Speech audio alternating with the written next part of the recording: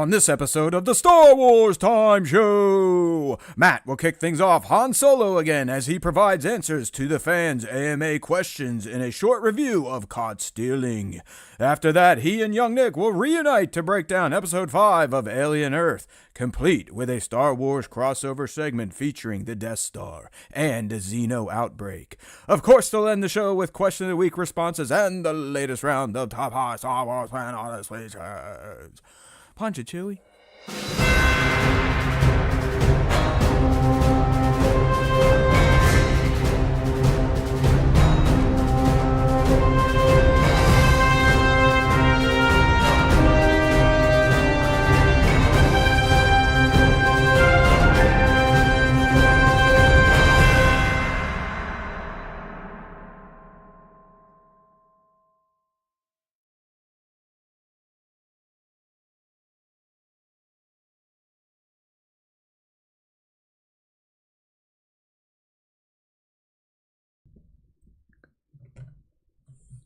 Hey now, everybody. Whoa, look at that. Better put my hat on.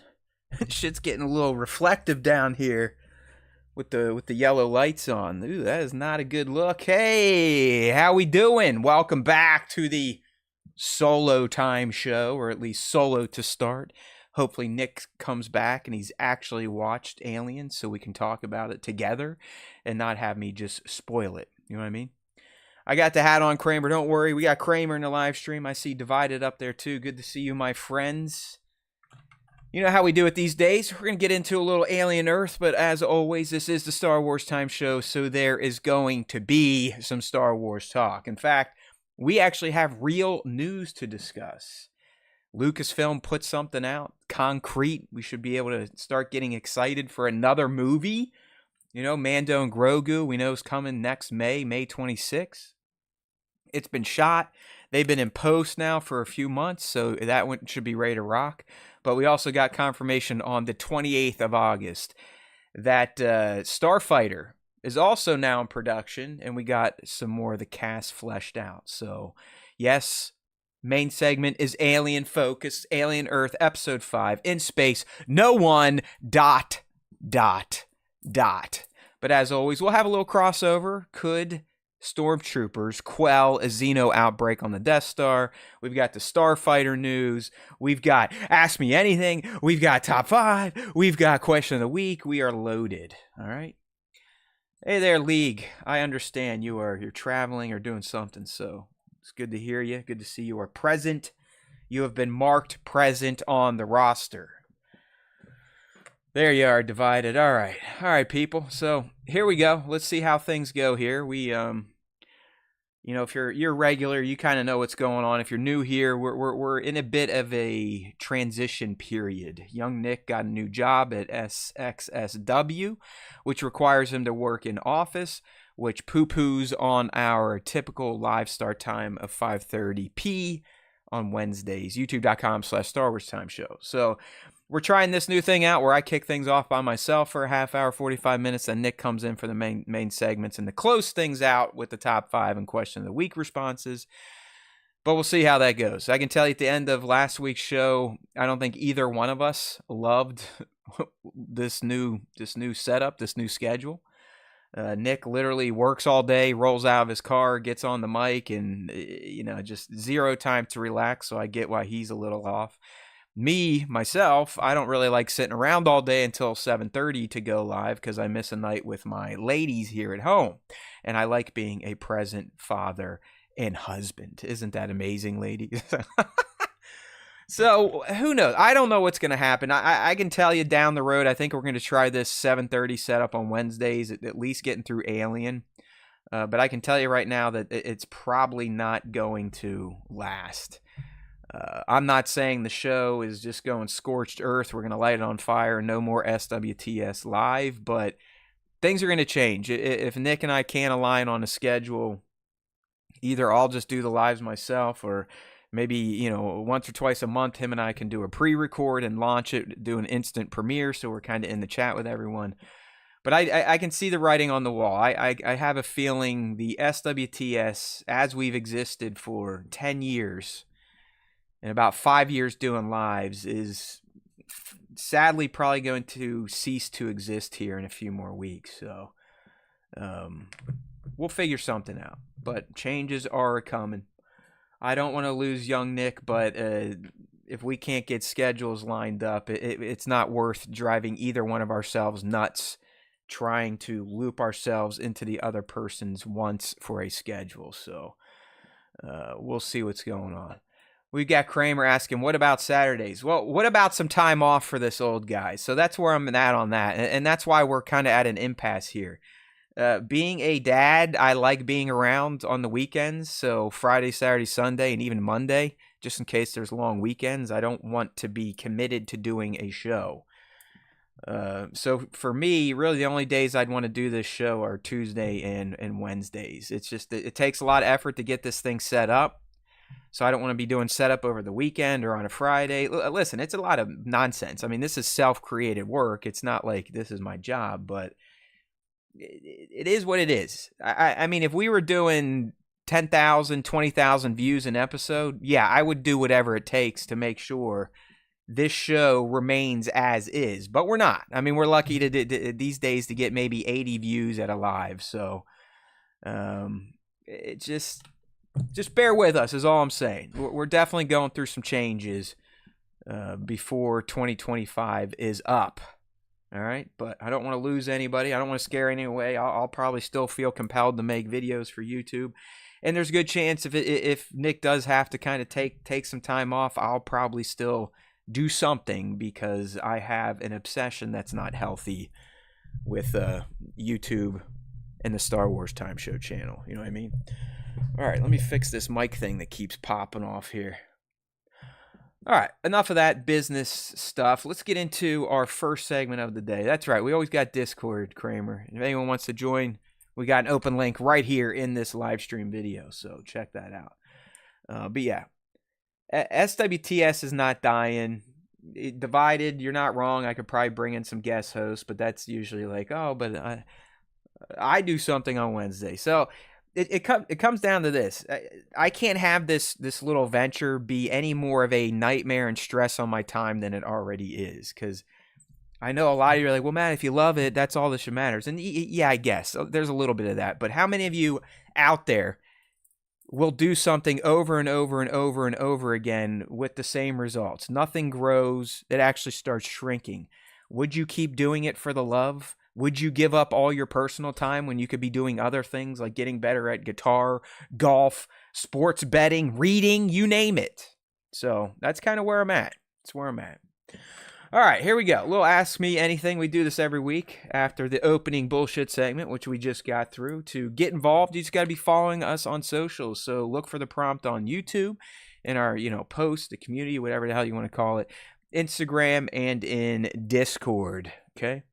We do have a few questions this week. Not many. We do have a few. So let me go ahead and get those screens pulled up, and I will start answering the fans. All right. The fans in the live stream now are throwing all sorts of options at me for keeping the live up and running. Yeah, divided. I mean, once a month could be an idea. It's just... I'm going to have to talk to my therapist next Thursday. You know what I mean? Like, I need to work through some shit in my head that's not making this decision any easier. Because in the end, like, I should be able to just walk away and that's okay. Or we should be able to go down to one live a month and that's okay. But the way my head operates, it's not okay. I would feel like I'm letting myself down. I'm letting you all down. I'm letting the no viewers we have down, right? You're starting to see the conundrum I face on a daily basis. Like, literally, we're nothing. We are absolutely nothing. I mean, Beyond the Dune Sea has absolutely trounced our following in just 2 years, and we've been doing this forever. So the writing's been on the wall a long time. I just like doing this because I like talking to Nick and obviously hanging out with all my internet buddies that have come along for this ride. So who knows? I don't want to keep talking about though, because it does sound kind of whiny and like, oh, woe is me. I don't get to do a hobby I used to do. It's like there's a lot more serious shit going on in the world than than this stupid ass little show here. So, all right. Well, hey, Divided, I appreciate the thoughts and opinions. It's definitely something we could talk about. I just know our chat last Wednesday night, once we hung up, it was like, Nick's like, dude, I can't fucking do this Wednesday shit. Maybe Monday, maybe Friday. I'm like, well, I can't do Monday or Friday. So we're like, okay, well, we're kind of at an impasse here. And I don't know what to do. So we'll see. We'll keep talking about it. But for now, you got me answering questions from the AMA. And lo and behold, the first one here coming from our buddy Divided in the live stream chat. Like I said, if you do want to get in the live stream, or at least as it exists right now, we are doing 7:30 P's on Wednesday, EST, youtube.com/Star Wars Time Show. All right, first question here we have in the AMA. How was your Labor Day weekend? Do anything fun? I'll tell you what, Divided, it was pretty damn great. Didn't travel anywhere, which is perfect. You don't really want to be traveling on Labor Day if you don't have to. It's one of those busy travel weekends. So we just kind of chilled. I Friday got up, went and played 18 holes with some work colleagues. We may or may not have had 5 drinks before 2 p.m. Got home, got the kid from the school bus, worked out to try to sweat off my early morning day drinking, and did a little guitar, and then played some cards with the neighbors to close out Friday night with, my nighttime treats.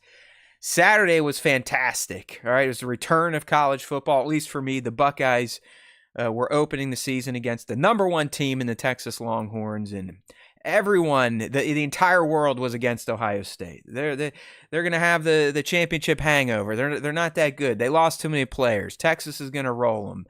And I was nervous. It was a nice day. We had the neighbors come over. We're pretty close with our next door neighbors. They brought their little kids. I had my kid out there, the wife. We ordered really big-ass great pizzas from Tony and Enzo's and watched that game and watched the Buckeyes win, which was awesome. We played some yard games outside. Then we went out for a Mexican dinner to close out the night with a little bit of euchre and some fungus fun, if you will, with my buddy. Just giggling my little ass off. Sunday, kind of kept it low key. It was nice just hanging out with the family. Did some virtual golf. Had my fantasy football draft. Played some games at night. And then Monday, another day drink all day with the neighbors. A little cornhole, a little croquet, and more cards to close out the night. So it was fun. There's a lot of just hanging out with people I like to hang out with, chilling with the family, eating more than I usually eat, drinking more than I usually drink, so can't complain. That is right, Divided. You, I'm not sure. I bet you can see my little friend on the water bottle here. Yeah. How about this sticker? You see that one, everyone? Show me your kitties. That's right. Show me your kitties. Big cat guy over here, by the way. I think that's come up. Ah, look who it is. It's the World Traveler has made the live stream. We've got Bango showing up after a tour of Europe. This dude definitely lives a solid life. Him and his young partner, his young wife, whatever you want to call her. So good to see you, Bango. Guten Tag to you as well. 999. All right, next question we have here in Ask Me Anything. All right, it's our boy Kramer. You know Kramer's always going to bring some football type of questions. That's right, Bango. Bango, are you and your wife, are you guys dinks? Dual income, no kids?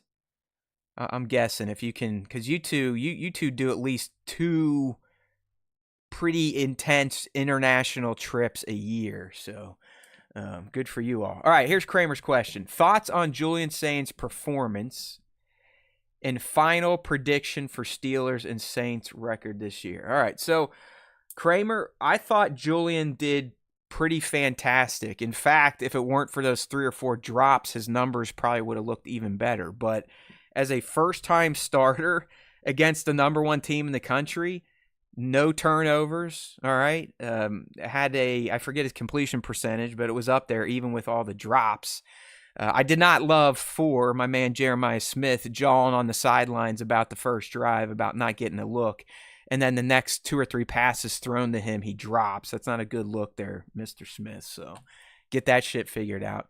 But for all things considered, what he was going up against, being a complete noob, I think Julian managed that game perfectly. and seeing the way the defense had played under Matt Patricia, I'm completely fine with Julian Sain being a game manager type of quarterback. Damn, Bango in the live stream admitting that he has already cut his jizz supply. That is hardcore. How old are you, Bango? I mean, what are you, in your 30s, I'm guessing? I know you're not up in my old man years, but I guess guys can always reverse it. But hey, good for you. All right, and then follow up here, Kramer asking final predictions for Steelers and Saints. So I'm actually hoping the Steelers do poorly. All right, I've made it no secret around here that as much as I appreciate Mike Tomlin and this no losing shit, I don't care. Like, I'm from Pittsburgh. It's a city of champions, or it used to be, at least, when they would pay their teams and actually make good moves. But this crap of only getting by, 500 seasons and then getting creamed in the playoffs, I'm over it. So I hope the Steelers go 8-9, 7-10. I would love like a 5-12. I mean, I just want that organization blown the fuck up. Enough's enough. I'm tired of the Tomlin era. It's over. I don't think he gets the most out of these players, contrary to what the talking heads in the national media say. I think he's washed and overrated. So I'm hoping for a losing record. And since Nick's not here, we'll say the Saints. They're gonna go 9-8. There you go. How's that? All right, next question here, and ask me anything. Coming from our boy Bango, Mr. Snippy Dippy. All right, Bango saying, does Alien Earth have you saying, fuck that, to space exploration? Because I'm pretty much there. Yeah, I would say most definitely for a corporation, a mega corporation, essentially a government-esque type of corporation, Weyland-Yutani. Yeah, no way. I mean, they willingly send these people on 65-year-plus missions to pick up deadly alien creatures that clearly Weyland-Yutani knows can F a human up. And if you sign up for that, you essentially, for that share, we heard about the shares again last night in episode 5, just like we used to hear in Alien on the Nostromo. But that share is not worth all the sacrifice that these space explorers have to give up to Weyland-Yutani. Because as we're kind of seeing throughout this series on FX, all the people like Morrow, I mean, they accepted the fact that when they joined the Maginot expedition, that was it for them on Earth. Pretty much all their loved ones would be dead or gone by the time they got back. They would lose 65 years of their life on Earth. And then you got to kind of compound that with the fact that you are expendable to Weyland-Yutani. You are literally worth less than cargo. Okay, we found that out in Alien when Ash was doing some shady shit and trying and working with Mother and making sure that, hey, the only thing that matters is the aliens, the species, the creatures. And we're seeing the same thing in Alien Earth. The disaster on the Maginot, again, Weyland-Yutani took the stance of, who cares if the crew dies? Just make sure we get our specimens. So, I would not want to be hanging out in space in the Alien Earth setting. It would be more fun with, light speed, wormholes, so you don't have to go into cryo sleep and all that type of stuff. But I think I'm pretty good on going to space these days, especially with the news that I think Space Command is moving to Alabama here in the States. So yeah, no thanks. Not gonna have that type of stuff controlling my fate when I'm in space, if you know what I mean. All right, last question here. Another one from Divided Skywalker. I think this was a question meant for me, although some other people answered it in our Discord. By the way, open Discord. Check the description of this live stream video. Divided's asking, what are some good audiobooks or podcast suggestions for long solo car drives? Well, Divided, I know you got some podcast suggestions in Discord. I don't know if anyone in the live stream right now can give you some suggestions on podcasts or anything else. But I really don't read, so I can't help you here. And the only podcast I listened to was the original podcast, the thing that spawned all podcasts, and that is Howard Stern. And he's apparently not coming back, getting fired, playing games with Sirius, so who knows. I will tell you, as odd as this is going to sound to some of you diehards, I have started reading some words and shit again. And it's like old words and shit. I'm actually reading Isaac Asimov's Foundation, finally. I've loved the TV series. Season 3's out now. I'm going through that. So I was like, you know what? I need to read the source material. So I am reading a book. And I honestly, if you're into like science fiction, Asimov is the dude. I mean, he is more or less the godfather of science fiction writing. The Foundation series, although it's much different than the TV series, is it's good. I mean, it's pretty good. It's pretty good. I like I said, it's a lot different than the TV series. That's the only exposure I've had. So I'm going like, what the hell? Like, this doesn't line up at all. I can see some of the nuggets that the writers of the TV series kind of pulled out. But I'm kind of digging back, going back and reading some of these old guys that kind of championed the science fiction genre way back in the day. You know what I mean?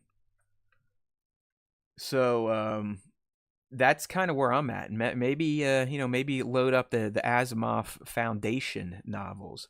I also went ahead and picked up Dune. I've never fully read Dune, so I feel like a loser there. And check this out. I went nuts. We have like this killer bookstore in Columbus down on campus. Nah, not really campus. I guess German Village. But it's essentially an old house that's a bookstore. So there's something like 32 rooms in it, and you weave your way through the house. It's all congested. But when you're in there, you're like, yeah, this is a fucking bookstore, and I like books, right? Right?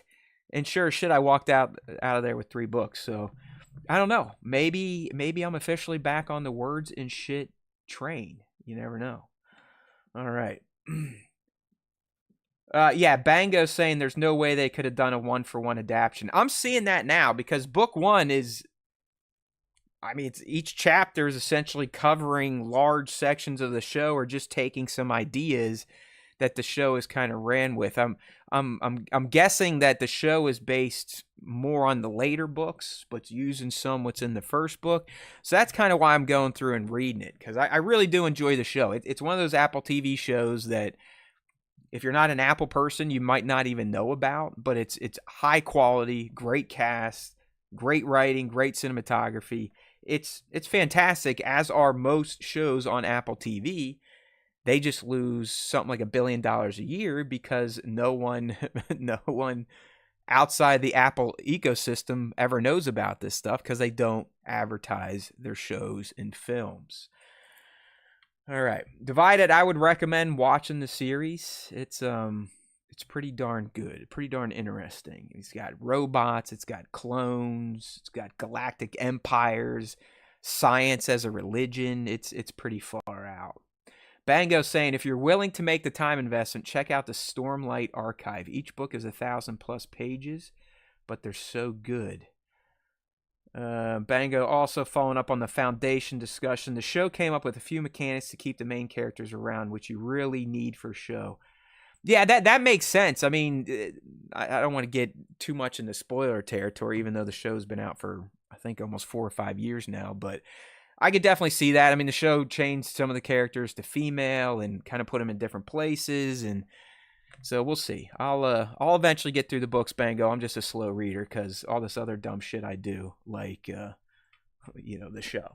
So that kind of goes back to my initial discussion of what's the show going to turn into after Alien Earth? I don't know. Maybe I'll recoup some of my own personal time and not dedicate upwards of 20 hours a week to this YouTube channel that I can't blame anyone else but myself and the algorithm that we just don't get a lot of traffic. So sometimes it's like, what am I doing?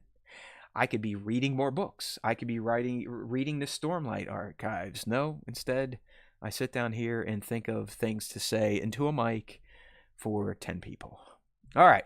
I think that wraps our question of the week. So we're going to go ahead and move back on over to the browser and get into a little pop culture talk here, if you know what I'm saying.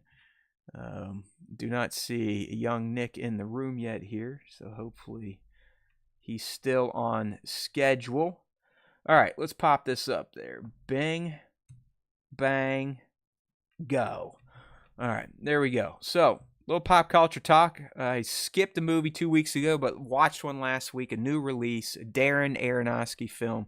I'm a big fan of Darren. I mean, some of his movies are just, to me, iconic. Requiem standing out there. Black Swan's another good one. I think his first movie, Pi, is also super deep and makes you think. So this one he put out last week, I'd say, is one of his more unique films. It is just kind of like I don't know, it's like a crime drama. I mean, I guess you could say it's heisty a bit. You know, there's gangs, there's lots of crime being committed, robberies, there's a cat, there's a super sexy Zoe Kravitz. Austin Butler, who is someone that, listen, he's been on my radar. I mean, I know the guy's been in a lot of films, and he got a lot of accolades for portraying Elvis. I know he was in Dune Part 2. But I've never really been moved by the dude, you know. I thought it was kind of weird that he couldn't lose the Elvis accent for like a year after being in that role. So I kind of looked at him like a bit of a artsy fartsy goofball. But I'll tell you what, after watching Caught Stealing, this dude is a talent. Like Austin Butler, no joke, is good. Like he's good at what he does. He is a good actor. And I think all of his range comes out in Caught Stealing, which is essentially about a small town kid that kind of fucked up his future and ended up trying to get as far away from his small town as he could. And he ends up in New York City. And based on where he lives in some, you know, happenstance, he ends up getting mixed up in some wild shit that, you know, involves the Russian mob, the Jewish mob, corrupt law enforcement, and a goofy punk rock neighbor played by Matt Smith.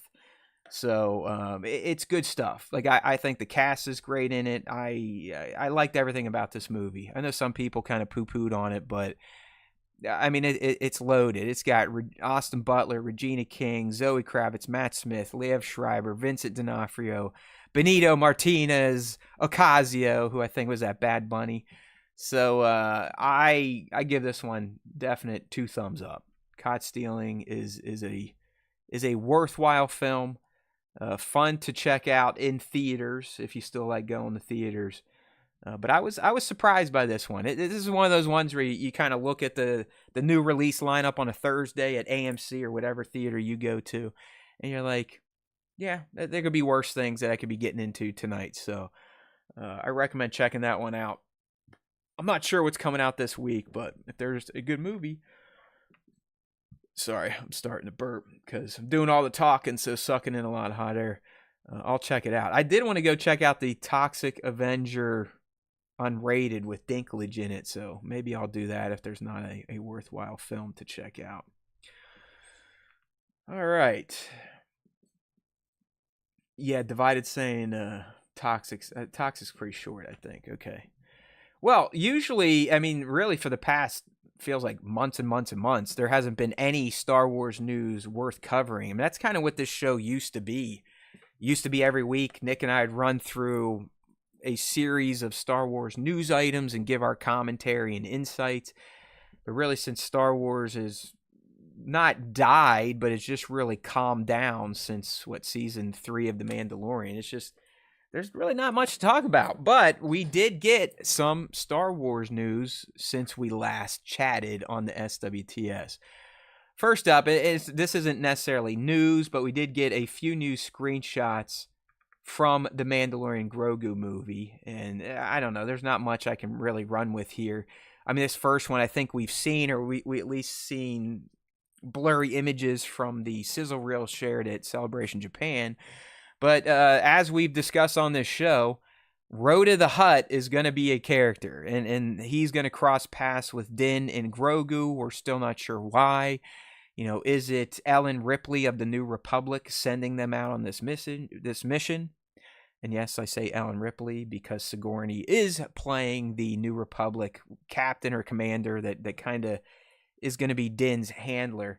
But either way, Rhoda the Hutt is in this movie, and he appears to be some form of gladiator, as we can see from this screenshot of him kind of doing the "yeah, I won" pose in a very similar looking arena that we saw Thor and Hulk fight in Ragnarok. So I'm not sure how this plays into the story. Why is Jabba the Hutt's son doing this? Did he never want the family business? Was he exiled by other Hutts and now this is what he has to do? He definitely, for a Hutt, looks beefy. He doesn't have a big blobby gut like his dad. I mean, he looks like he's got a barrel chest or something. So it looks like he's also got a little bit of red paint on the back of his head. And that's really all you can see here. But I'm not going to lie, for a Hutt, this dude, Rhoda, is looking pretty swole. Like he is taking his creatine. Or possibly his Sustanon 250. Or Deca. Or D-Ball. Or Winnie. He is on some Hutt juice. And I'm not talking about that frog piss that his dad used to drink in the palace. So I'm kind of hoping... I'm almost hoping him and Din link up in I don't want to say and become best friends, but they're possibly allies, you know? I don't know. What those of you listening out there, how do you want this interaction to go down? Do you want him and Din to kind of be antagonistic with each other? Or maybe at first they're a little sketchy, and once they realize that they have some common ground, they kind of buddy. I don't know. It'd be different. It'd be something different in a Star Wars movie, or just Star Wars in general, to have a Hutt character that isn't just kind of in the background like Jabba was. And as Divided's saying, you know, if we're gonna see this jacked up Hutt, this beefcake, literal beefcake, let's have him do some stuff, you know. I want to see what it's like to just have a Hutt cruising down the street or, you know, going into a bar. What is that like? I mean, what do people do when a Hutt's crawling their way down the main drag, the main street here? So I don't know. I mean, I have a feeling that Rhoda is probably going to be a one-off thing. And that's about it, so we'll see. Hey there, Skyrim Clips. Welcome to the show. Skyrim Clips is asking, favorite Jedi and Sith? How about this? Anakin Skywalker, Darth Vader. Or is that cheating? If I have to go Jedi, I probably am. I really do like Anakin. Obi-Wan is a pretty damn good one. So is Qui-Gon. I use Qui-Gon's focus determines your reality all the time these days with my little kid. But I think I'm gonna go Anakin, Jedi, Sith.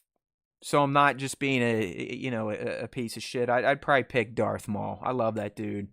I'm glad that he was brought back, and I'm glad we're getting a series coming up next year. So there we go, Skyrim Clips. All right, flipping through some of these, Qui-Gon and Malgus. That's not a bad pick at all. I got my Malgus right here. See, he's my buddy. He sits at the desk with me. There you go, Skyrim Clips. There's your boy.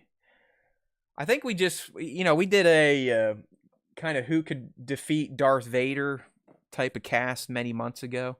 And I think some clips are going out where we talk about Malgus versus Vader and how that would go down. So make sure to check that out. YouTube.com/Star Wars Time Show. Your focus determines your reality. All right.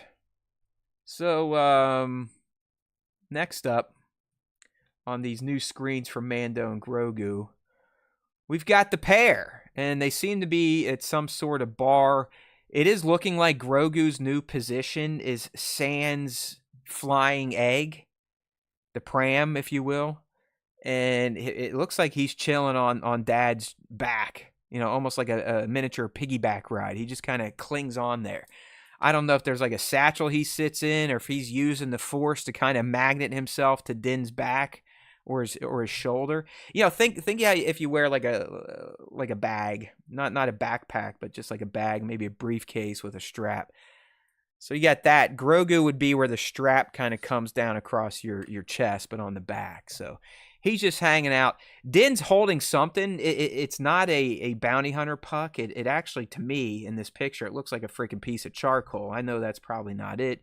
Maybe it's food for the little guy, but they're in a bar, and the bar seems empty. So there's not much I can really speculate on here. But here's another shot, and this looks like it could possibly be the same location. Kind of looking at the lights up in the sky. Maybe not. It's another. This one almost looks like a restaurant. But again, I guess the only thing we can kind of take here is Grogu just kind of riding shotgun on Din's back. So now that he's been promoted to, what is he? He's an apprentice now at the end of season 3. Full-on Mandalorian training. Remember, he's Din Grogu now. But yeah, hey, we know at least these two are going to be kind of de facto New Republic Rangers, and they're going to be sent out on missions, probably by Sigourney Weaver's character, who is going to be a commander in the New Republic.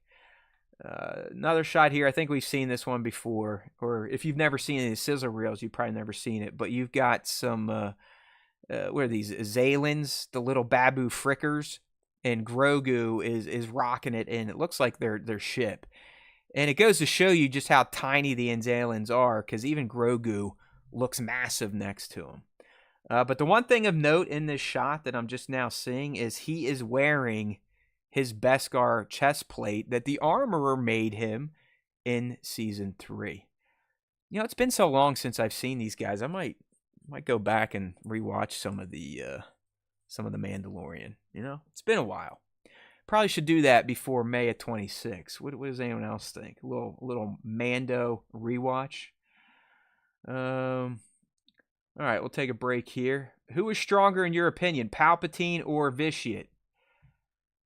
Well, I wish Nick was here because he knows more about Vitiate, but from what I've been explained to, I'm going to say Vitiate, because I think Vitiate lasts longer. He was better at transferring his essence, and he didn't need some goofy-ass, plot retcon to somehow he returned like Palpatine did. Star Wars Order, finally back to talking about Star Wars. Yeah, for a little bit. We're still going to do an Alien Earth breakdown today because Star Wars news is pretty dry, as we've been seeing. All right, I see young Nick is here, so let me go ahead and...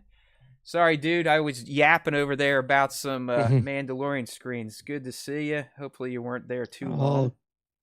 All good. I'm here. Can you hear me? Can you see me? Yes, we've got All visuals. right. We've got ears. I was just clearing up some little Star Wars news for the first time we had to present on the show. I was explaining Look at that. how new people, that kind of used to be our bag. We would only come here and talk about news and give our opinions and speculations, but that's kind of died out because there's nothing to talk about in Star Wars anymore except this week, because we got some Mando screens, which I'm about done with here, young Nick, because this last one is just a production of the AT-AT tank, or the AT-AT driver, looking great in his helmet, but that's about it. But Nick, the big news that came out last week, I don't know if you picked up on this, came out on the 28th, but it's official. Starfighter is currently in production.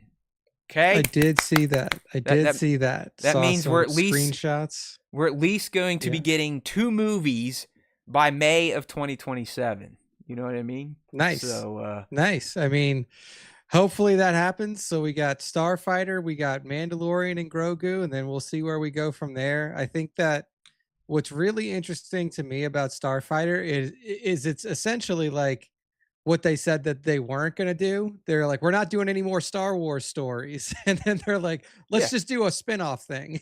Yeah, it's a standalone. I mean, right here, it's Star Wars Starfighter is an all-new standalone adventure.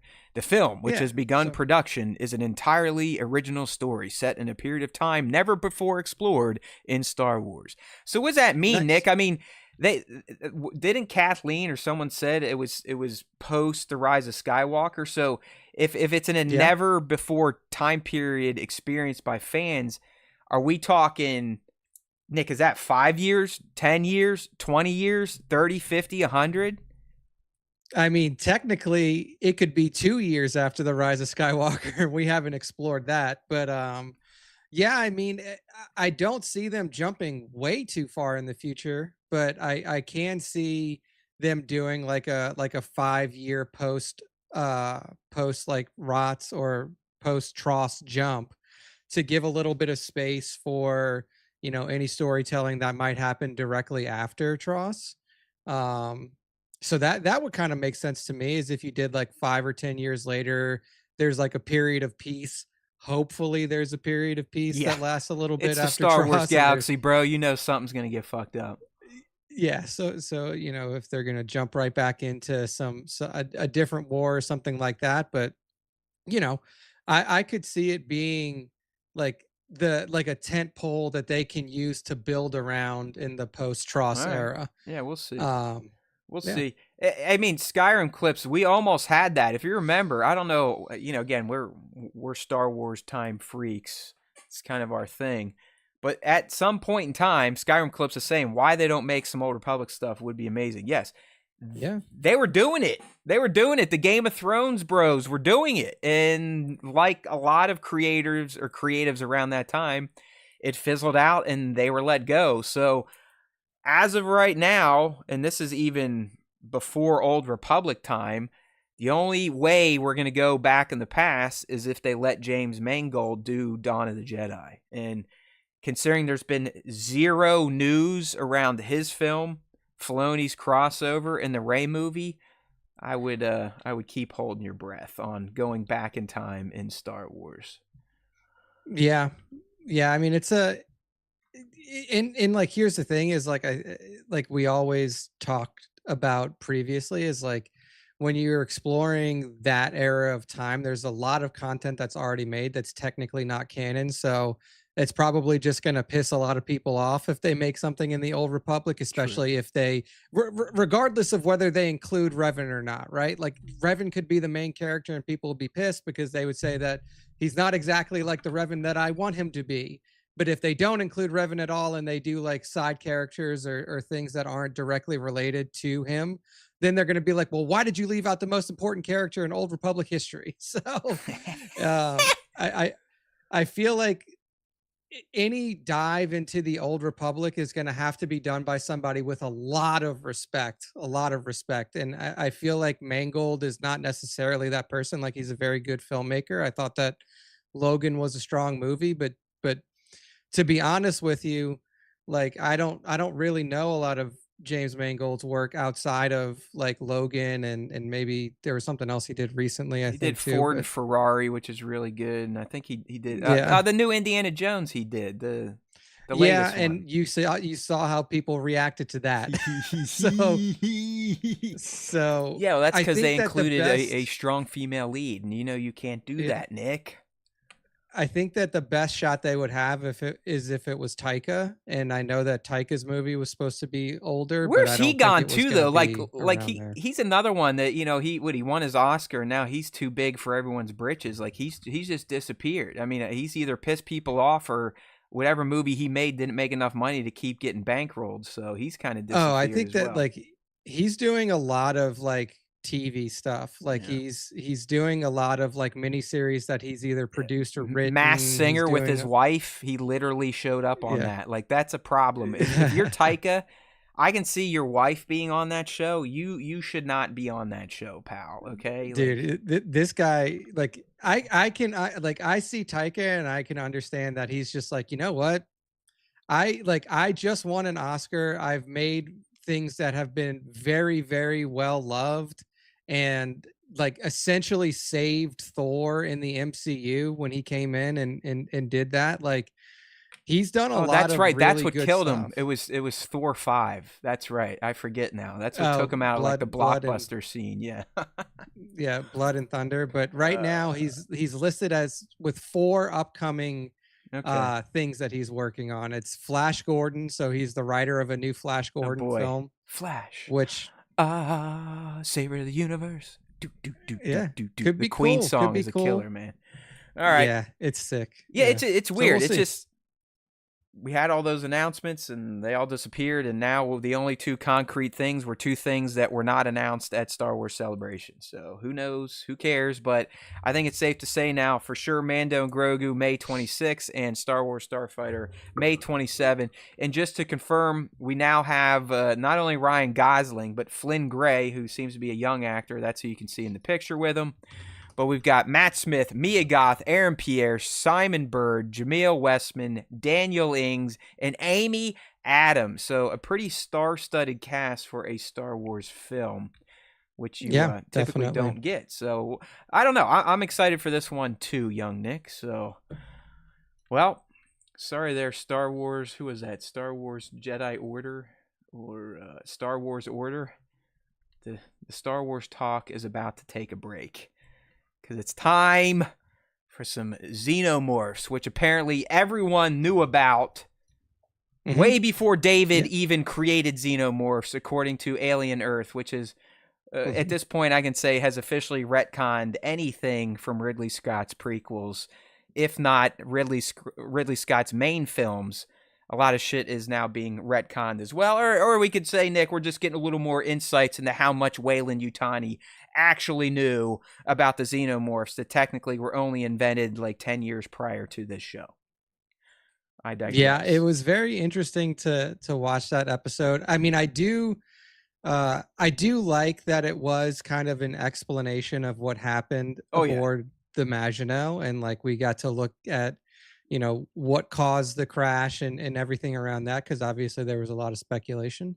But yeah, I do feel like at this point it's just very clear that the idea of like Xenomorphs not being known, at least at the very least to the 2 corporations that we're dealing with, right? Like at the very least to the Weyland-Yutani Corporation and to Cavalier. Well, Cavalier probably tangentially knew of it. He knew that there were some beasties coming in that he wanted to get his hands on. Nick, everyone in the fucking galaxy knew about ovomorphs, xenomorphs, dingo morphs. It's like, what the fuck? So at least those guys knew. But yeah, I mean, it has to have to do with like David's connection to the Weyland Corporation and the information that he was sending back to them on his experiments that were happening during the Prometheus and Alien Covenant times. So it is interesting to just like in that episode, just hear them say like, there's a Xenomorph loose aboard the ship. And nobody seemed to give a fuck either. They were just like, okay, well, like we'll deal with it. Yeah, no, well, like, I mean, that's where Morrow's like, yeah, we can't shoot it. Use the electric gun, stun them. It's Nick. To me, it's as if this Maginot crew, their 65-year mission, they knew exactly what they were going to get. They knew the containment procedures they needed to kind of keep in place, and they knew that getting these things back was all that really mattered to Weyland-Yutani. It's just. They knew everything. It's just like, I mean, I guess they didn't know you can't cut off face huggers because it's going to kill the person through the acid blood or just choking them out.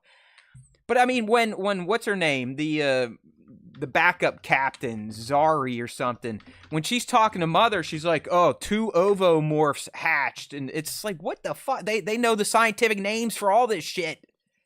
And I guess it doesn't get me that mad. It's just like, man, come on, you couldn't like. Try to keep some of the canon intact, and because even now, Nick, I thought you had a great band-aid for this, where you're like, well, maybe the Maginot on its way back from the 65 years got a message from Mother saying, hey, you need to go check out this planet where David was at, and that's how they collected the shit.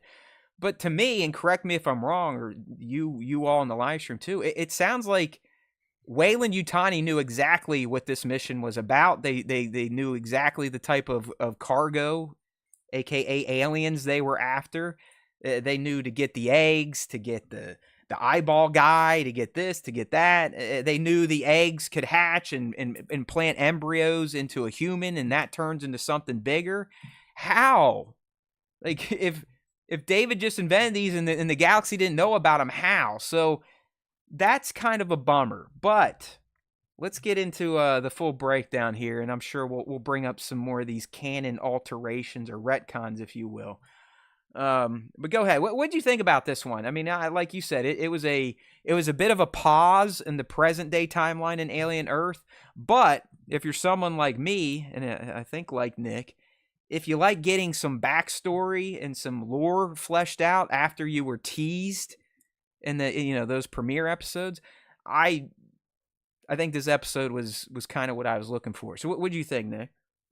Yeah, no, I enjoyed this episode. I definitely like that we got some more perspective on like what caused everything to go down. We got some more perspective on like how the containment breaches actually happened. And yeah, obviously there was one that was orchestrated. But there were also containment breaches that just happened in the natural course of like dealing with stuff that they don't know how to deal with. The damn scientists, man. We called that, right? We were like, she had to have done something in that lab. And sure as shit, it was just straight laziness. Yeah. Didn't put the top back on or whatever was supposed to be done, but also like not fully understanding the capabilities of the creatures that you're dealing with, like if you don't know that, like, well, one, it's very clear that these creatures are intelligent, highly intelligent. Even the bugs, like the bugs can look at what you're doing and then figure out how to open up the latch. Yeah, it crawled up there, stuck its little bug arm out and slid that thing right open, no problem. And then it goes right to the water and takes a jizz in it.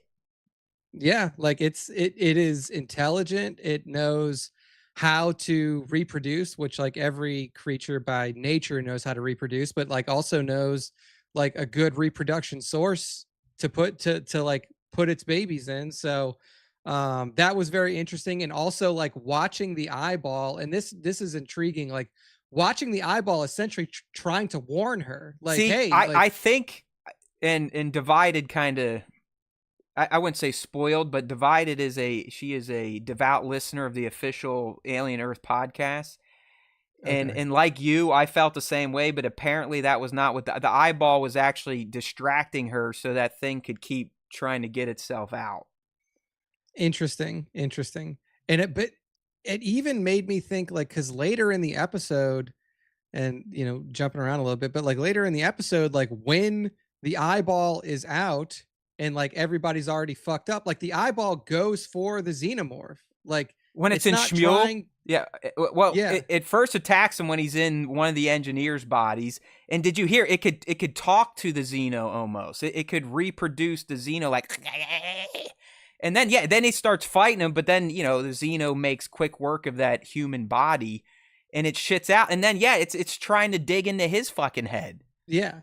So I wonder if that thing is just like looking for a suitable host, or if it actually had like a beef, like there's like a species beef with the Xenomorph in this thing. And it's like, let's because we got someone in the chat's kind of on this, so let's kind of stay on this concept for a second.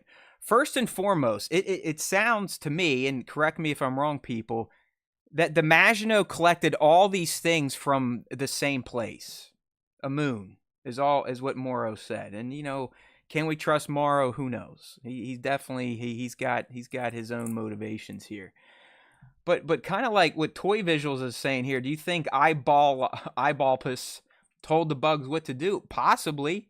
I mean, it helped him get out by having that scientist distracted. She didn't lock in its containment container to the point where it slingshot itself into it and knocked it out. But what Nick was saying, as soon as the Xeno showed up and Morrow was kind of getting itself out of the way, it was like, fuck you, I'm going to fight you. I'm in this human body. I'm coming at you. I'm jumping on your back. I don't care about your acid blood. I'm going to spit your own chirps at you. And even when I'm not in this host body, I'm still going to try and jam into your head, which probably wouldn't have worked out well because it would have melted itself. But Yeah, and I it don't is, know Nick. if It's like, Xenos have like eyes either. yeah, I mean, I yeah, guess they do. they do, but it's not your typical Yeah, little fleshy orb that you're expecting to yeah. see. So yeah, it's weird. It's like, were these taken from a facility on a moon where tests were already being done? Do all these things live naturally? Are these more byproducts of David's experiment on Paradise, where he literally black gooed the entire planet? And if you remember those movies, organic stuff reacts differently to the black goo. So I don't know, but yeah, it clearly it seemed like the eyeball was promoting the chaos in the lab, but the eyeball was not a big fan of the Xenomorph.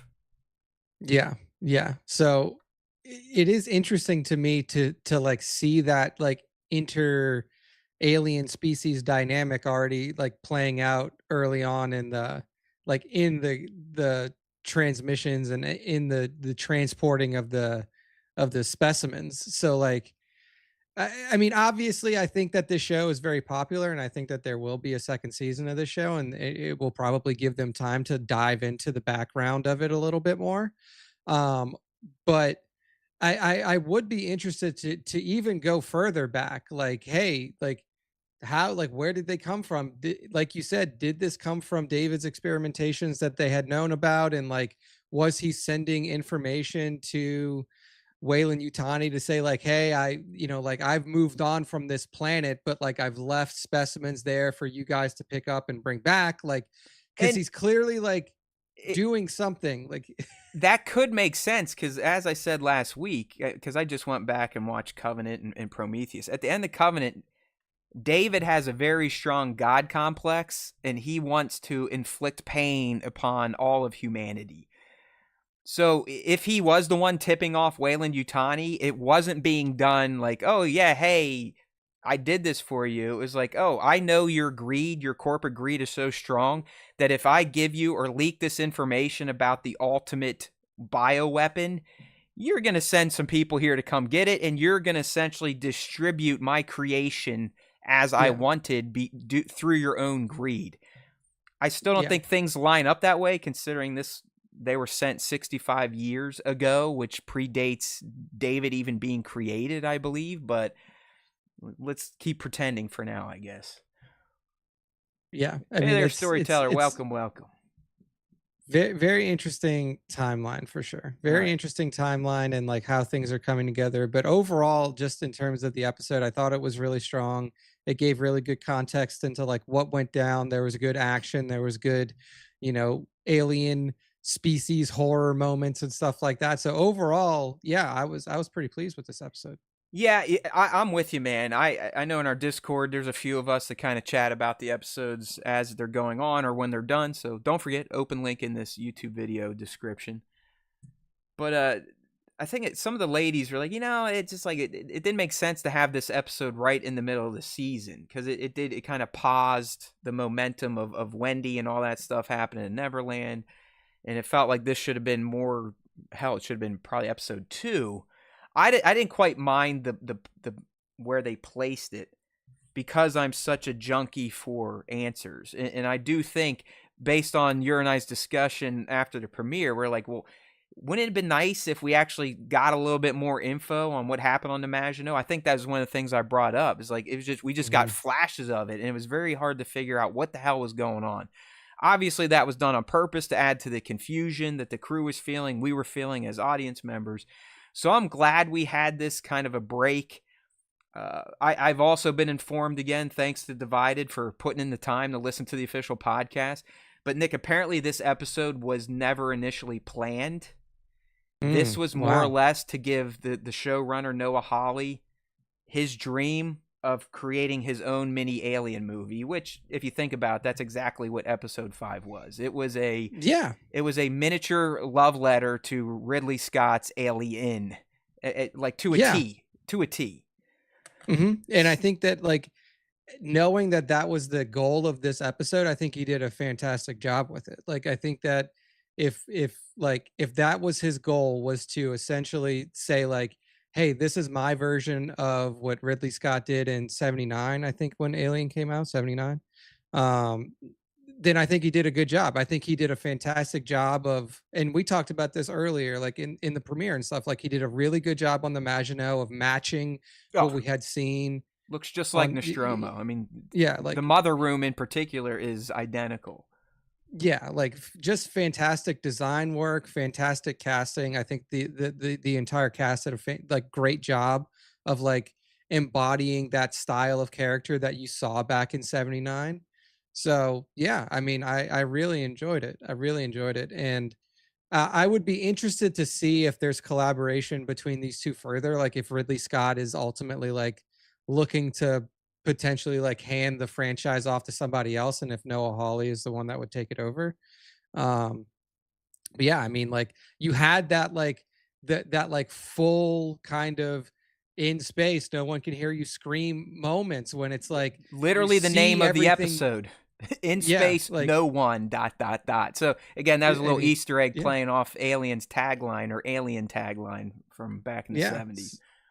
And it's just like it shows everything that the regular like the first movie showed, right? Like the hubris to think, like Yeah. the hubris of the crew to think that they have everything under The control, how greed of the things, corporation, yeah, the corporation willing to expend human life just to get this bioweapon. Like the yeah, blue and collar aesthetic of the crew, just how like plain Jane they are, mhm, regular people, got to get my share. yeah, dude, and like in that particular respect, like the two engineers, like the, Yeah. you know, like the essentially the repairmen for the ship were fantastic. I mean, like they were literally like, he's talking to the kid and he's like, yeah, he's like, "Oh, are you gonna sign me up for another mission?" He's like, "It's 65 years, dude. Is this like what you wanted?" It's like, this is not like some quick, easy thing to make money off of. This will take 65 years of your life. When I left, my wife or my you know whatever his fiance was like 30, and he's like, now she's the age of my grandmother. Yeah. Like you lose all of your life. So like seeing, like getting a little bit more information about like how taxing this trip is and what people sacrifice was pretty cool. Well, let's kind of stick on that in particular with Morrow, who clearly is the second lead of this series, Yeah. juxtaposed against Wendy. How do you feel about him now, Nick, knowing a bit more about his journey, that he was saved by this Yutani's grandmother? Essentially, he had Yeah. cerebral palsy in his arm. That's why he's got the Yep. He cybernetics, replaced it. and why he is so loyal to Wayland Yutani, and I guess why he was handpicked to kind of go on this mission to be a security officer. But we know, he left a family behind. He left a daughter behind. The daughter died in the fire. That was confirmed as well. And he more or less was the conduit from the corporation. Like, it's up to you, security officer, to get this mission done, which means watching all your crewmates die and trying to stay alive yourself against the greatest killing machine in the galaxy. Yeah. Before we saw this episode, Morrow, he kind of was a bad guy. He was a dick. He's fucking with Wendy and the Lost Boys. He was willingly let the crew die. We didn't know all the backstory. We didn't know that they were fucked. We didn't know that the ship was sabotaged. So he kind of was, he's just being a good soldier. So what do you think about him now and his mission, his hard on to take out Boy Cavalier? Yeah, I mean, it definitely gives a lot of context to know that Cavalier essentially paid to have the ship. And again, like that opens up more questions, How like did how he could he know? know? Blah blah blah. Like, I guess and that, corporate spies. I mean, that's what they do. But yeah, but like who sent this corporate spy out if the ship has been out for 65 years, like you were saying, and Cavalier's at most what, 28? Like, yeah, like how did he know to contact him? How did he get a message to that guy? yeah, Because you are correct. Like yeah. that mission, the crew, whatever is that, the chief engineer, they would have left probably years before Boy was even alive. Yeah, So like he must have figured out how he Yeah. could contact them without Wayland Yutani knowing, and there you go. I'm kind of glad they made that connection though, because I think we've all kind of picked up that Boy he's pretty fucked up, like he's pretty aggressive and willing to do whatever it takes to be number one. But the fact that he is essentially the one responsible for that ship with deadly aliens crashing in his territory now, like that was all Yeah. on purpose. Yeah, he orchestrated it. So I mean, like, I guess you can cut it all up to just like corporate espionage, which they Yeah. probably will. It's like they're hacking into Utani systems. They see that they've had this mission out for a long time. They hack into their comm system, blah, blah, whatever. Like he gets in touch with who he needs to get in touch with to get what he wants. But yeah, I mean, Morrow is definitely a little bit more like you can forgive him for his callousness a little bit more for sure, because obviously things were just shit. Like there was no saving it at a certain point. It was like there's nothing more that can be done other than like protect yourself. And I guess, like, you know, like the ship is going down, so protect yourself and then get back to Utani and let them know what happened, or let her know what happened, and then obviously go and try to take some revenge on Cavalier. In terms of like, do I think that he is like a super relatable character anymore? Like, not really, because it's just like there's still a level of callousness around the loss of life that feels inhuman, and like naturally he kind of is because he is a cyborg. But like it is kind of fucked up to still see a guy who's like still supposed to be human essentially just being like, you know what, fuck all these people. Like he could have saved the captain, like the other, like the woman's life. Like Yeah, she was they at he Mother's room, like, but apparently that the crash pod only fits one Nick, so he had to make a yeah. tough call. Yeah, so yeah, tough tough call. But yeah, I mean, like his actions are definitely more justifiable now, because Yeah, it was essentially like everything was going to shit.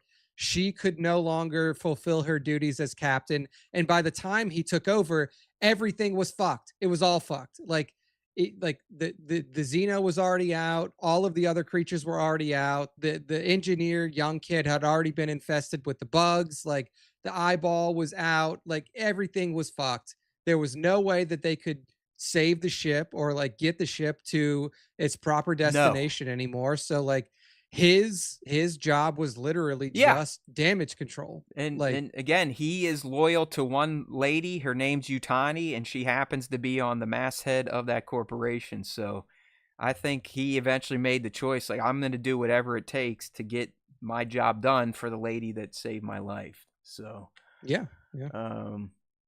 yeah, we got a lot of good stuff happening here in the live stream chat. Remember, if you want to join, at least for the next couple weeks, 7:03 p Eastern is close when you get youtube.com/Star Wars Time Show.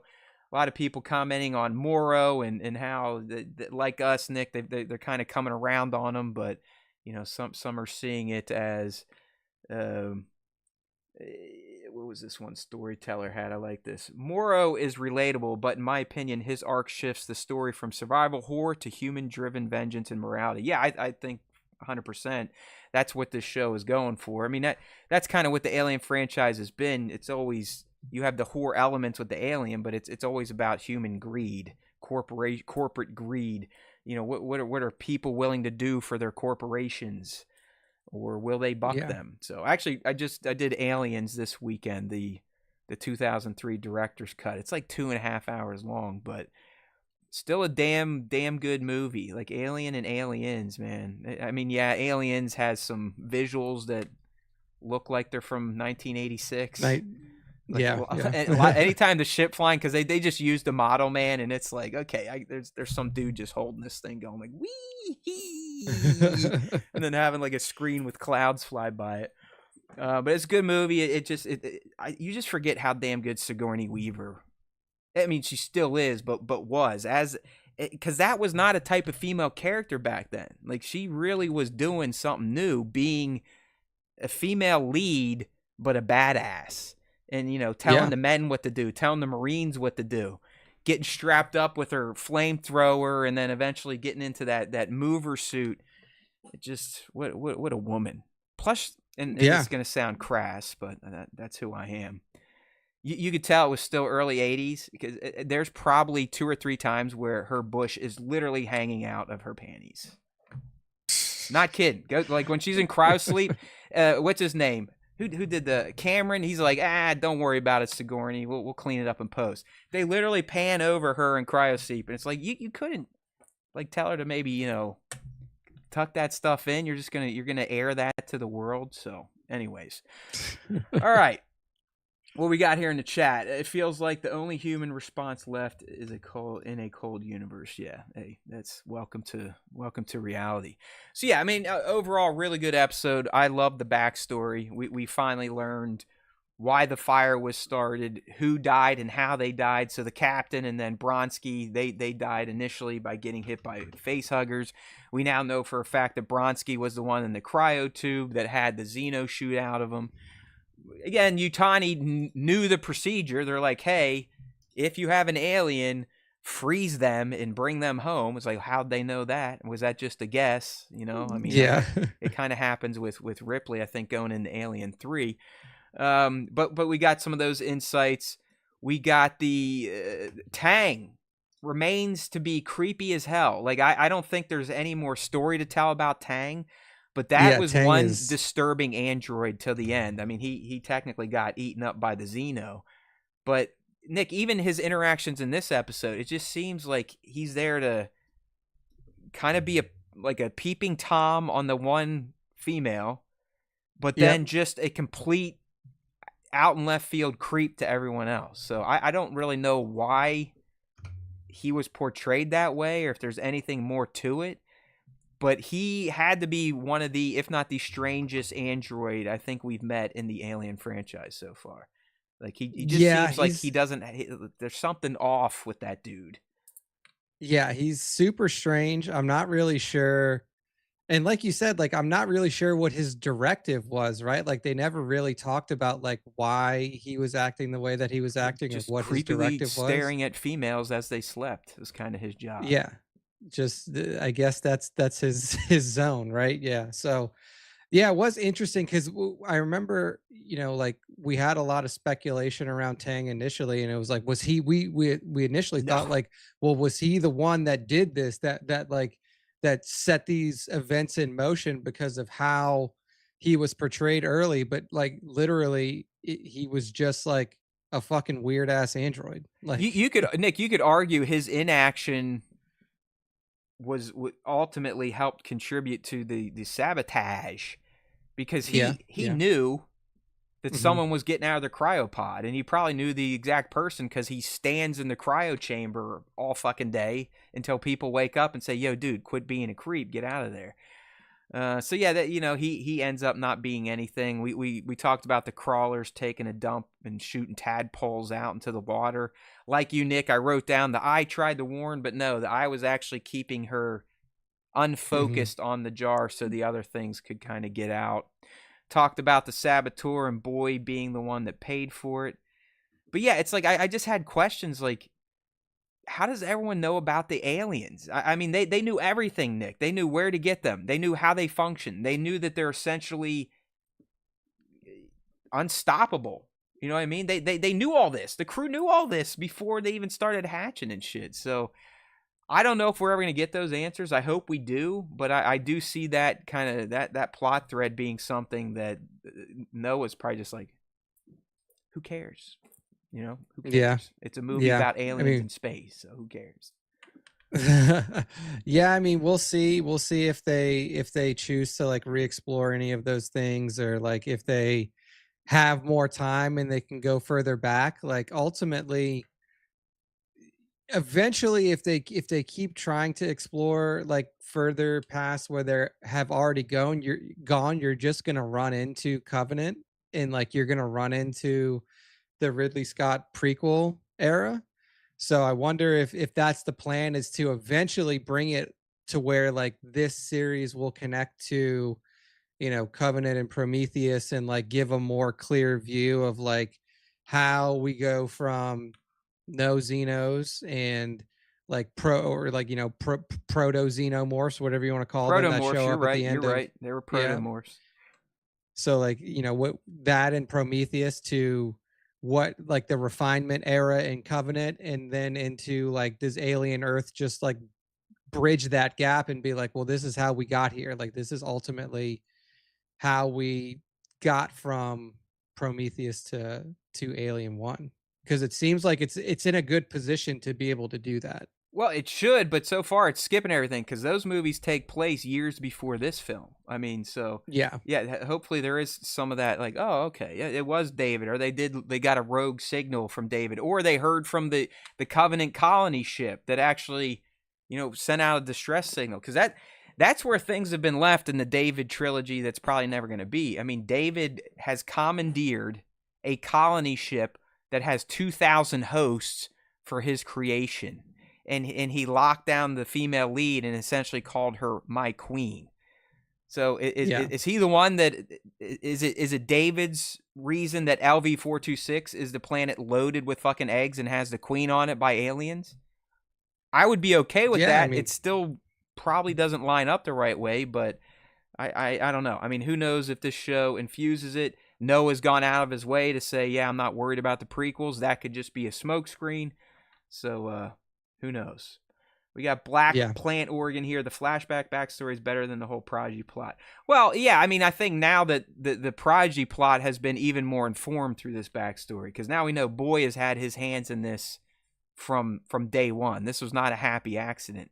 He always planned on this ship crashing in his kingdom, as he calls it. So I think that's going to make the present timeline even more interesting. Did anyone else know that he was doing this? It doesn't seem like it. It seems like he's been kind of playing the game of like, oh, wow, lucky me. This showed up in my backyard. I'm going to go try and claim it. Well, now we know it was all by design. All right, a few other talking points here, and we'll get into our crossover segment of what would happen if we had a Xeno outbreak on the Death Star, Nick. So we'll see what we've got to say about that. Tang dies by Xeno, but we saw in episode 2 or 3, the Xeno right next to Moro. After Moro zapped him and put him in that egg sack, just sniffs him and moves on. So is Moro that good at hiding fear? How does Tang, an android, have fear? Why does the android get attacked willingly? But it seems like this Xeno now has kind of let Moro off the hook once they landed in Prodigy Land. Yeah, it is interesting, and like, I don't know if it has to do with like a dominance factor, right? Like they view Moro more respectfully now that he has been able to like take him down. Take him down. Like, even though obviously he didn't kill him, but like they also know, one, he's not fully human. Two, he is strong enough with whatever means he had to be able to subdue them. And then three is obviously very good at controlling his fear to a certain degree. Whereas like for Tang, like you said, like, how does an android show fear? It didn't even seem like Tang was scared until the moment like he looks up and screams, and then boom, it's over. Like he seemed to be pretty controlled. It doesn't like I'm not putting too much stock in like the previous interactions that we've seen with Xenos versus like. Well, I mean, it wanted to kill him before the ship crashed, right? I mean, it was sitting there pounding on the crash pod, the door. So like, I'm not really sure what logic there is behind it, right? And it's kind of hard to like ascribe logic to a Xeno, because as far as we've seen thus far, it's just been like kind of a killing machine, and also kind of random, like the way that it regarded, I don't remember, Zevri, like the captain, like the captain who took over the girl, like her, like it literally kind of just stood there and fucked around with her, right? And then, like then it chased her and eventually beat the shit out of her. But that was, you're right, that was kind of a weird interaction. So I mean, listen, xenomorphs aren't just brainless killing machines. They are the perfect organism when it comes to killing shit and surviving. But they do kind of have this hive mentality, especially the soldiers like the one we saw. And you just need to go back and watch Aliens. I mean, they exist to serve the queen and to keep those eggs a coming. That's why they cocoon bodies. They bring them back because they're just going to be hosts for the eggs, and it's one big symbiotic circle. So, all right, I really dug this. We got to see pretty much everything we need to know about the Maginot and how people died. You gotta love the docs dying by poisonous gas from trying to remove those little tick bugs from Malachite's guts. It is. It's like that crash was way more complex than any of us knew after the premiere. Like we had no idea it was sabotage based. We had no idea that there was more than just a Xeno kind of running around screwing shit up. And let's not sleep on the eyeball. The eyeball's gotten so much screen time at this point in time and has had major moments that I have a feeling this eyeball is either going to end up being like a random hero character or something even bigger than we all realize. The eyeball really seems to be a very important entity to Alien Earth. Yeah, that's why I was saying, like, this thing seemed like it wanted to really fuck up this Xeno. So I wonder if, like, obviously we have to get to a point where, like, this Xenomorph is taken care of. Either it is subdued, killed, or whatever. And, like, our immediate thought is, like, well, they have to nuke it. Like, they're going to just nuke the whole Prodigy area. We've got and one that'll take it Xeno out. in Neverland, because remember, that's the one that hatched and Yeah. Wendy started coo-cooing it and petting it. So there is a Xeno on the table again after she ripped one's head off. Yeah, so I wonder if, like, this eyeball is gonna get re-involved somehow, like, where I'm if it's telling you, gonna, man, like, I really think the eyeball is going to do something pretty big. I don't know if Yeah. it's good. It's probably not, but it's going to be a major player in this series, at least season 1. Black Plant Org asking, did they say it can survive in space? Yes, we actually know this. This is a thing. And that's why I recommend everyone watch Alien Requiem, because Requiem is a very good movie, but it now covers some of the time in between the 57 years that take place between Alien and Aliens, and it shows that the one Ripley shoots out of the Nostromo's escape pod makes it into Weyland-Yutani's hands, and they do some tests on it on the space station, and that's where Romulus comes into play. So yeah, I mean the Xenomorphs, they're perfection.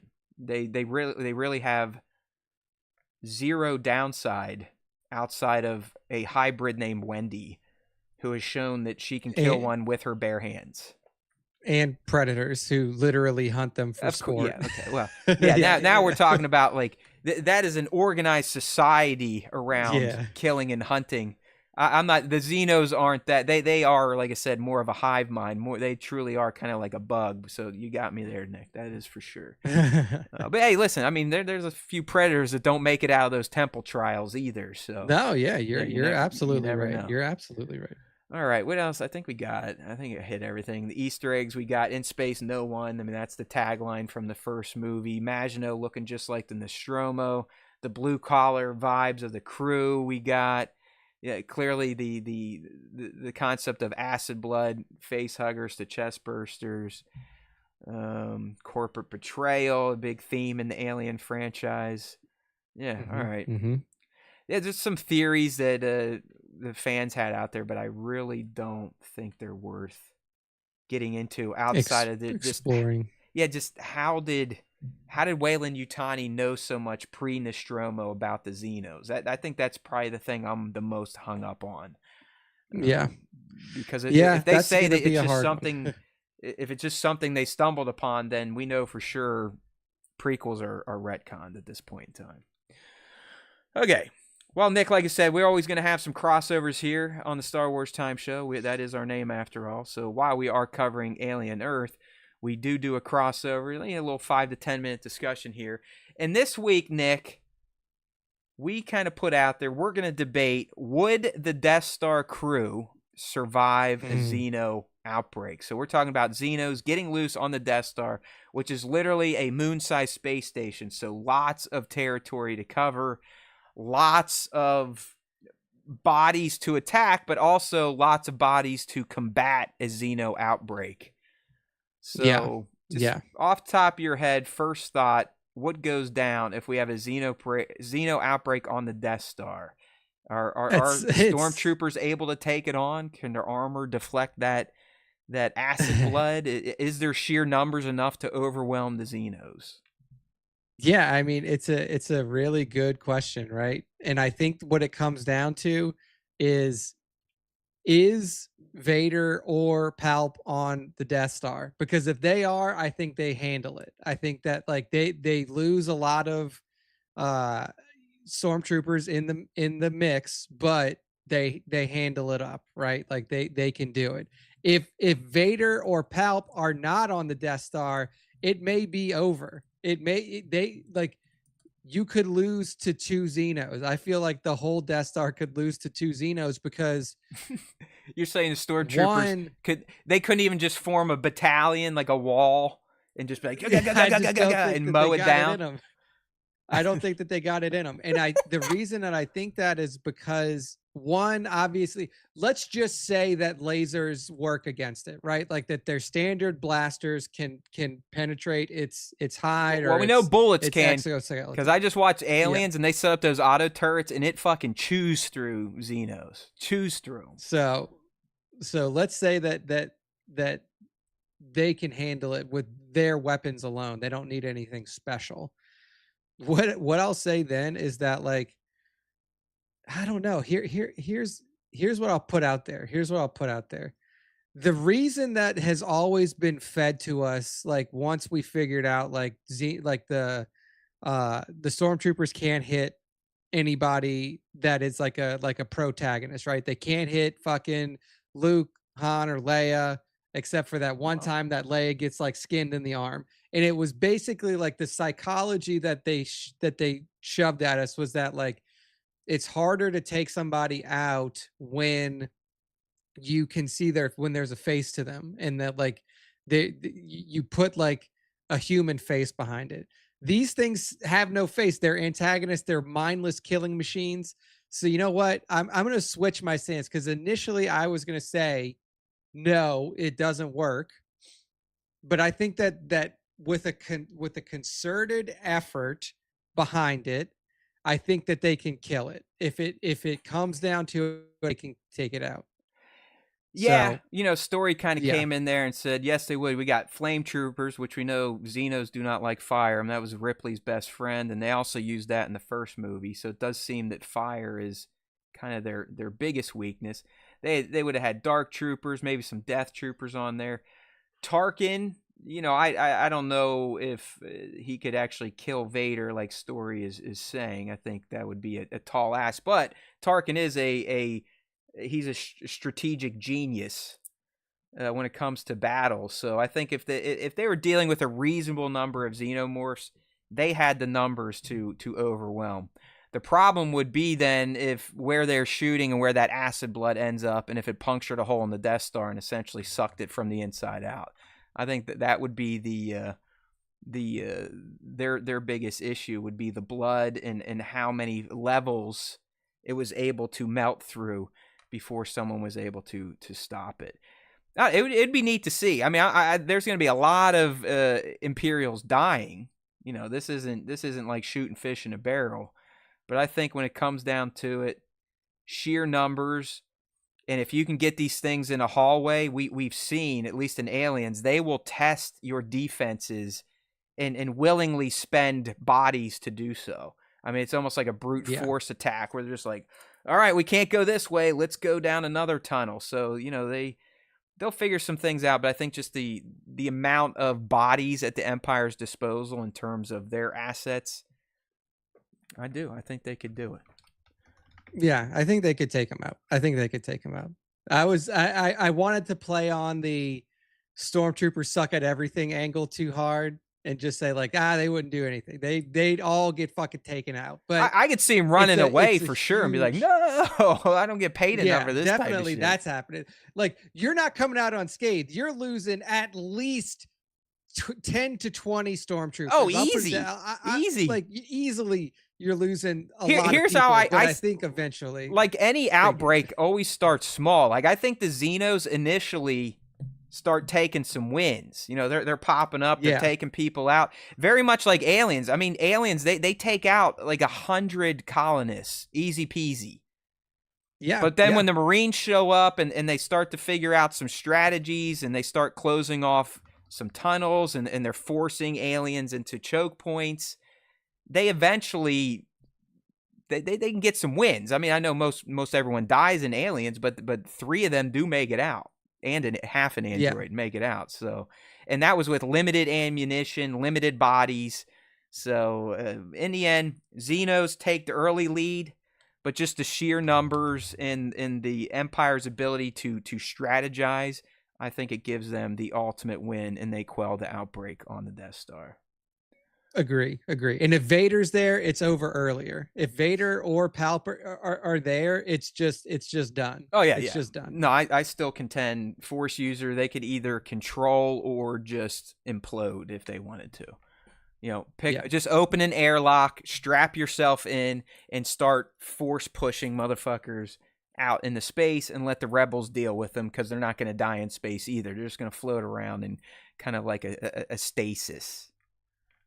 Yeah, exactly. All right. So, yeah, storyteller, we got no orbital bombardments. This is all taking place on the Death Star. So Thrawn wouldn't be there. I'll give you Tarkin at best would be there. But in the end, I do think the Empire wins. The Empire wins this. Thrawn would be cheating. Like actually, I think Thrawn, yes, he would win, Nick, but wouldn't Thrawn, very much like some of the androids in Alien, wouldn't he almost be enamored with the Xenomorph?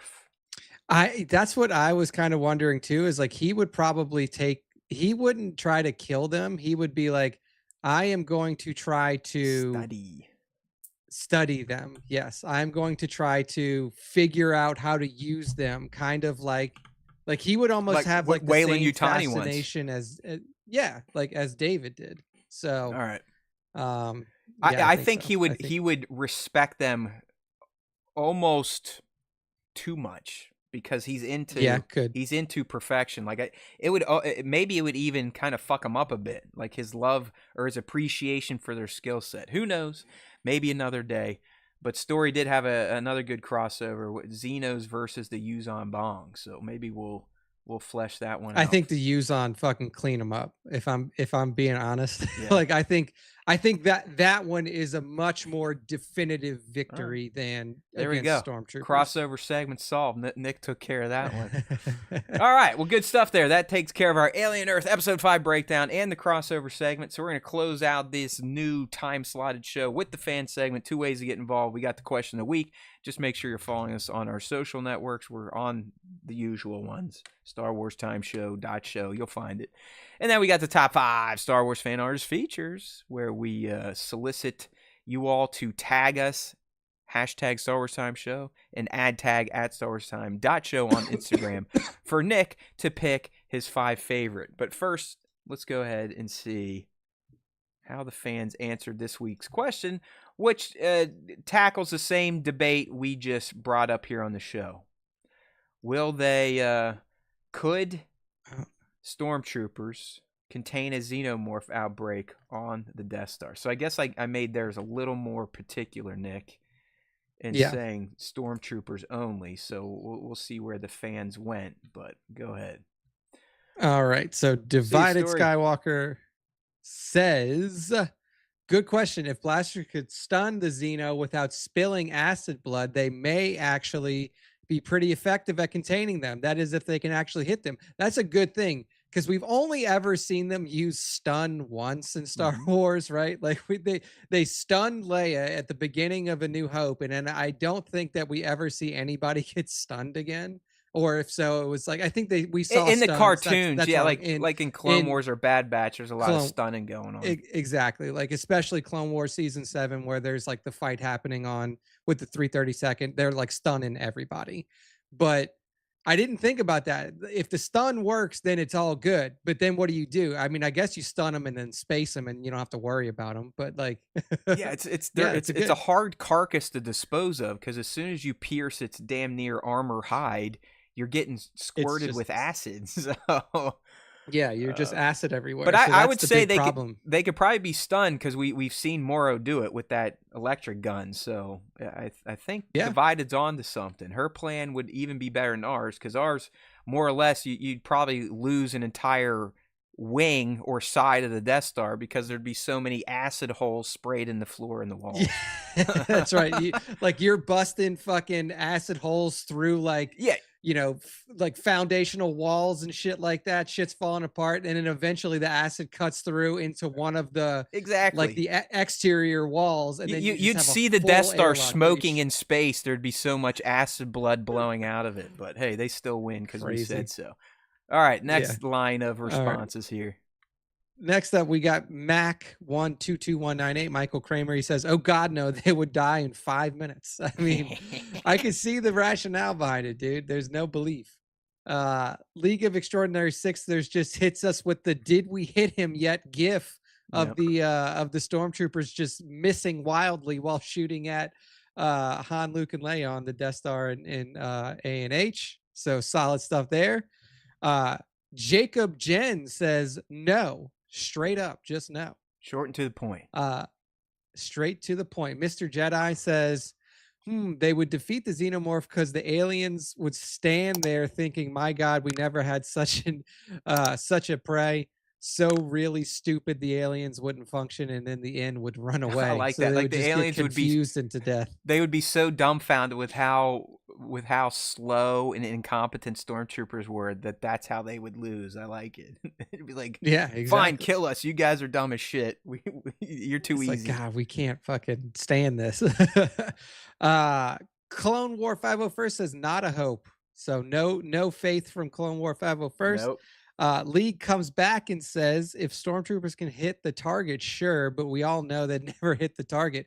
Flamethrower would work just fine. Like Ripley's another option are the First Order troopers with the Z6 ride control baton. We recently found out that electricity disables the Xenomorph pretty damn good. So there we go. Like we had mentioned, the flame troopers would definitely work. And then obviously picking out the stun batons. I mean, Magna Guard could hold up, dude. Yeah. Magna Guard could actually do pretty well. I mean, screw it. Let's throw some B1s and B2s after him. Why not? I know, expendable. Roger. Easy. Veer Melior 1 this is the best says, by the wise words of Kiadi Mundi, send in the flamethrowers. I don't know when Kiadi said that, but it sounds like something he would say, so I dig it. There we go. So the flamethrower, that's what everybody thinks. What about the droid attack on the Wookiees? He'd send in the flamethrowers. That was the line, right? We just forgot that line. Yeah, sure, yeah. But I think everybody who has done a good job of recognizing that fire is the way to do it. That like, if you're gonna fight against these guys, and obviously if you're gonna continuously miss with your blasters, just strap up everybody with some fire, and that will do the trick. So, easy peasy, no problem. Good stuff. So thank you everybody for participating in the question of the week. You can find that on our Instagram and our YouTube community and in our Discord, youtube.com/Star Wars Time Show. Hit that subscribe button. $1.99 per month is all it costs you to be a sub. And then you get to see the question of the week pop up there. Discord, there is a live link in our Instagram bio. So hit that up as well. And then Instagram at StarWarsTime.show. And that's what we're moving into now. We're moving into the top 5 Star Wars fan artist features of the week. To get involved, follow us at StarWarsTime.show on Instagram and tag at StarWarsTime.show on all of your Star Wars Instagram posts. That's how you fall into the tag feed, and that's where I pull the top 5 from. So, boom. To kick off this week, we have Galaxy Outpost, Galaxy _ First Outpost. timer, right? Giving us first time top 5er. It's crazy that I can remember the first timer still after doing this for so many years, but this is a first timer. Boom, Galaxy Outpost. And they're giving us an awesome showdown shot. Almost, I don't think it's quite a scene recreation, but it's really close to what we've seen in Ahsoka season 1, the showdown between Baylan and Ahsoka herself. Baylan with that awesome like fire red lightsaber drawn and ready. Ahsoka with her whites ready to go. This almost looks like an Old West showdown the way that it's set up by Galaxy this might be a recreation the more I think about it from the end of Ahsoka. Did you see, if you slide though, Nick, it's got the AI animated version? Oh, I did not watch. Dang. Yeah. That's actually pretty sick. No, And he just this like a nice Galaxy little cape Outpost, wave. they've been doing this. So they'll shoot the still shot. Then I think they use Knock Knock, which is an app to animate toy photography, believe it or not. Or maybe just Dang. animate toys in general. But I know a lot of people are, get up in arms about AI, especially when it comes to art. But I think it's pretty freaking cool what it does to these toy shots. Yeah, I mean, if you're using it to like give a little motion to a piece of art that you've created, I think that's pretty cool. That's And acceptable. that I mean, okay. I think that's pretty. I think it looks pretty Yeah, cool. I mean, he does But it on yeah. all of them, and it works so well. I wonder what the prompts are, because you would have to prompt Yeah. the camera movement, and then I guess should there be wind to blow their clothes. Either way, good looking stuff here from Galaxy Outpost. I've been a fan of them since they started tagging us, so it's good to see young Nick giving them their due. All right, who's next? There Oh we go. Jesus! Next, Look at this fucking thing. I gotta stay with the theme, guys. I gotta stay with the This theme. is a wall hanger, as we like to say around the This is SWTS. some indeed. This is some sick stuff. This is from 97 underscore Jesus. parsecs underscore photography, one of our favorites over here at the Star Wars Time Show. And we're staying on theme. Star Wars mixed with aliens. So what do we see? We see Darth Maul in one of the Night Sister temples, outside of one of the Night Sister temples, putting his lightsaber together with the Force. You can see the crystals hanging in the air as he assembles it with the Force in deep meditation, not even intimidated by the alien creatures that are swarming There's him like some from big all ass directions. spiders or something, right? Yeah, like it looks like spiders. It looks like face huggers maybe crawling up towards him too. There's a bunch of different stuff that's after him, but Maul is as cool as the other side of the pillow, and he's going to chop all these things down with ease, I assure you. And then, as always, with Rob shots, 97 parsec shots, you can scroll through and see the BTS, and he even gives you a breakdown of the shot on the very, very last frame. Kyber crystals added, vibrancy increase, motion blur added to the spiders, eye brightness level increased. Man, awesome stuff here from and apparently Maul does have 4 kyber crystals in his saber, so that makes sense. That is not creative license. 97 saying they did read up on that, so it is vetted. Look at that. Look at that. Accurate it's to a T. I mean, when I saw this week, I'm like, man, it's good to see 97 back. And holy shit, I hope Nick picks this, because this is as good as it gets. I mean, I really find this to be top tier toy photography. So 97 underscore parsecs underscore photography, Instagram. Next. That's right. Next up, we have more Maul. Sentimental Scoundrel, a little bit more Maul, and guess what? It's Maul's final moments. The recreation in 3 shots. So if you scroll through, it's a 3-shot set here of the final showdown between Obi-Wan Kenobi and Maul in the Tatooine desert as he is searching for Luke Skywalker, and Obi-Wan is watching over him. Just absolutely awesome series of shots here from Sentimental Scoundrel that basically relives Maul's final moments in that quick fight between him and Obi-Wan on Tatooine. Love the use of the background to get that nice starry sky there. Good setup with the sand. It literally looks just like when Maul walks up to Obi in the middle of the Tatooine desert, and like the fight happens, and ultimately Obi gets him. He was going for the same move as he did to Qui-Gon in TPM. Obi was ready and struck him down in short order. That's right. Anger doesn't pay, people. If you spend your entire life being pissed at a single person, it's probably not going to end well for you.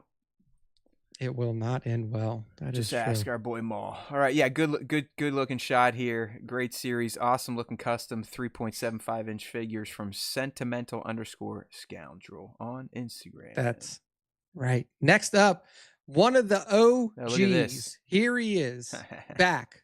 Grogu snaps. And look at his only tags on this at Star Wars What a Time.show, guy, man. Star Wars Time. What a guy. But I gotta say, man, like Greg, I don't know if Greg's been practicing more in his off time, but this is some solid fucking work here, man. We got 2 scout troopers looking up at a I would say that this is like an experimental or like a different version of a Chicken Walker AT. I forget the name, and I believe we might have tier ranked this when we did the vehicle tier list. It's on the channel if you want to check it out, people. But yeah, it's a thing. It showed up in Rebels. I don't know the name. It's got to be AT something. Yeah, it's the AT something. How's that for Star Wars knowledge? Yeah, Star Wars time. There's always time for it. There we go. That's one of those AT things. Hey, there's probably 20 different versions of the ATS something, ATC something, all of them out there. But I mean, good depth of field work here from Greg. I mean, the spot that he chose for this shot looks awesome. He's got this little dugout trench that he's got his figures in standing, and good perspective to show the big difference in height between the figure or between the scouts and the AT. You got some foliage there in the background, good use of atmosphere. I mean, this is a pretty killer shot from Greg. It's nice to see him back. Yeah, good work, Greggy boy. Gregu_snaps on Instagram. Check him out. That's right. And to close out this week's top 5, we have GT_arts_fet. And we just got a good look at our Mandalorian crew, right? People of our Mandalorian crew. So we got Din and Din Grogu standing left of frame. And then on the right, you got Ahsoka the White in her whites holding her lightsabers ready to fight. And it's just a nice little trio shot here, even though it's super thank you, easy Divided. to miss Sorry, Grogu. Nick. We just had Divided give us a little super chat, so I didn't mean to cut you off. But you know us. We get paid. We'll stop the show in the tracks to thank that person. Greg, you just missed it, Greg. We just talked about your shot, big dog. Yeah, man. Rewind 35 seconds. We were just talking about you. But yes, thank you, Divided. Thank you for the good vibes, for the new job, the 11, new school 11. year. I like it. Matt. I like it. There we go. There's some good juju behind that. I can feel it. That's right. That's right. Love it. Thank you so much, Divided. But yeah, GT Arts Fet giving us an awesome, just 3-shot here of Grogu, Din, and Ahsoka, all looking solid on this shot. Yeah. I like what GT does, and I need to get more in the mindset of GT when it comes to taking pictures of my toys, because I currently have 15 of these Barbies sitting right next to me. Just unboxed a bunch over the weekend, and if I could just line them up and take shots against a standard background like this and just use some lighting, it would make my life a lot easier. But I feel the need to no, I gotta use a background and spray some smoke in there. It's like, fuck that. You can do nice things just if you know how to light stuff. I think everything else is secondary. So, but there you go. GT_arts_fet to close out this week's top 5. Looking good there. That nice selections. Greg, hope you're having a good lunch. There's your shot one more time, buddy. Way to go. You're doing some work these days. All right, Nick. Well done. Well, that is it. That is the end of the top 5. And that is the end of our show for this week. So, Matt, go ahead and close it on That's out. right, people. We'd love for you to give us a sub here. If you're just tuning in, or if you made it to the end, you're new. Like Nick said, you can sub for free. But if you want to join the channel, you can do so for as low as $1.99. Get yourself some little perks like Divided Skywalker. She's got the Vader Cat. I think the full-grown Vader Cat at this point in time. Plus, you get access to custom emojis. And who knows, as the show kind of morphs itself into whatever it's going to turn into by the end of this year, maybe we'll start gating some content for a little bit for channel members before it goes public. Who knows? We still have some things to talk about. But as I said, to kick this show off, this little show is changing. We just don't know how and what it's going to look like, but there are changes coming. So be prepared. Something will happen. It will be as unglorious as most of our other shows and announcements. So don't hold your breath. Yeah, there you go. Divided dropping all the custom emojis for everyone to see. Look at that. That's well worth $2 a month. So let's go, people. Good.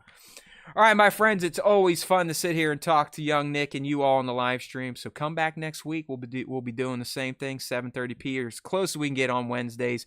We'll have a Star Wars crossover segment to kind of tie into our Alien Earth breakdown. And who knows, maybe Lucasfilm will give us some more news in between the week to talk about. But as we say around here, there truly is time for Star Wars all the time. Okay?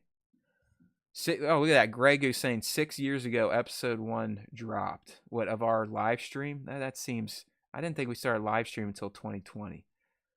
I don't know what Greg. I can't remember now, honestly. I can't remember. I mean, it could be. I mean, Greg was around. Greg was definitely around. So yeah. All right, everyone. It's been real. Thanks for showing up there, Bango. Glad you made it back from Euro. All right, Divided. You were great in there from start to finish. Greg, good to see you. I know Kramer was in there a little bit, Storyteller, and some of the other noobs. We always appreciate you people, and that's why we're probably still going to figure out some way, somehow, to deliver this show to you, maybe even just once a month, because we do love you all, and you guys and gals and whoever kind of make this stuff worth it. All right, people, there's always time for Star Wars Time. If you listen to the Star Wars Time show, the Force will be with you always.